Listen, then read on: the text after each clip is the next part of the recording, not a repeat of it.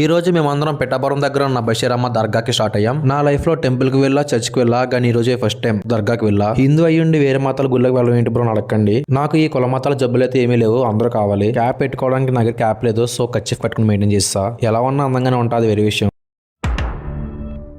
By the way ఈడిన చిట్టి బామ్మది దోలగాడు.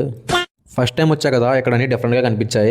లోపల దండం పెట్టుకుని బయటకి వచ్చేసాం. గంధం బొట్టు కూడా పెట్టుకున్నాం. డెవోషనల్ టైం అయిపోయింది. ఇప్పుడు ఉప్పాడ బీచ్ స్టార్ట్ అవ్వాలి. వెళ్తూ ఇక్కడ ఫిష్ హార్బర్ దగ్గర ఆగాం. మనం తినాలగానే ఇక్కడ చాలా జీవులు ఉన్నాయి.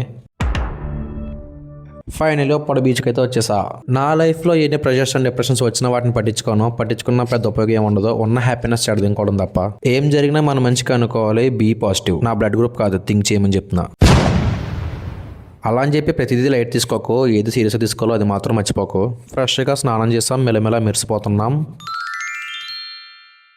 సో ఇంకా చెప్పడానికి అయితే ఏమీ లేవు. నెక్స్ట్ వ్లాగ్లో మళ్ళీ కలుద్దాం. ఫాలో కొట్టడం మర్చిపోకు. బాయ్.